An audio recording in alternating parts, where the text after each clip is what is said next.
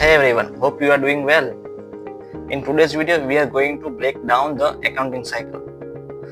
Now, I know that might sound a bit technical, but don't worry. By the end of this video, you will have a clear understanding of what it is and how it works. And we go through a small example to make it super easy to follow. Alright, let's jump right in. The first step is identifying the transactions.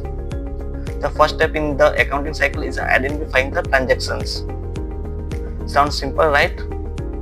Basically, this is where you figure out all the financial activities that happen during a period, things like sales, purchase, or paying bills. So just think of it as a keeping track of anything that involves money coming in or going out. Step 2, recording transactions. Once you have identified those transactions, you need to record them in what called journal. And no, it's not like your personal diary. It's more like a notebook where you write down everything that's happened but in the order it happens. This process is called generalizing, so you are just logging every financial activity step by step. The third is posting the ledger. Next we have posting to the ledger. Now, this sounds fancy but it's really just organize what you written in the journal. So instead of having everything in one big list, you split in different accounts. You might have one account for sales, another for expense, one for cash, and so on. It helps keep things neat and easy to manage. The fourth step is trial balance. Once that you've done, you need to make sure everything adds up, and that's when the trial balance comes in. You take all the accounts and check whether your total debits match to the total credits. If the number don't balance, you know there is something wrong and you need to fix it before moving on. Fifth step is adjusting entries. Okay, so let's talk about adjusting entries. These are little bit correction you make when something was missed or hasn't been recorded yet. For example, maybe you forget to record electricity bill you haven't paid yet. Adjusting entries make sure everything is accurate and up to date before closing the books. Sixth step is adjusting trial balance. After the adjustments, you run another check called the adjusted trial balance. This is just to make sure everything is still balanced after those adjustments. If everything go, you are ready for the next step.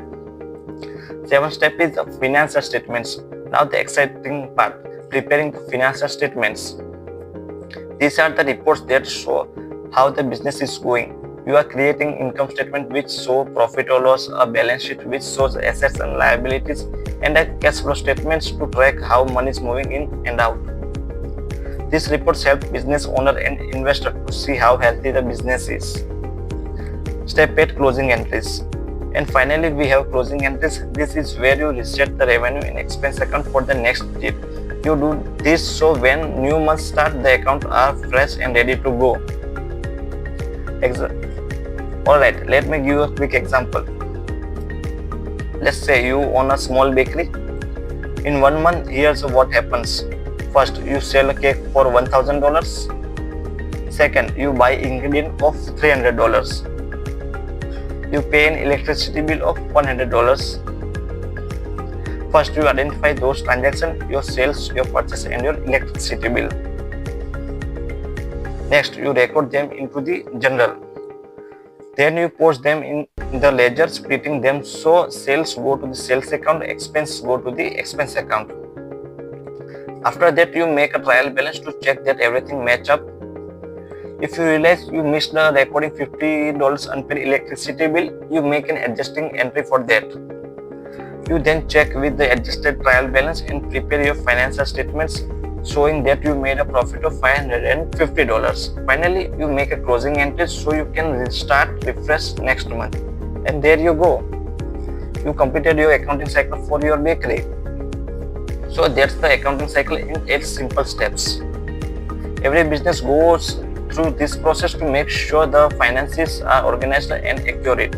I hope this made things clear for you and the example helped too. Thanks for watching, and if you found this helpful, don't forget to like the video and subscribe for more.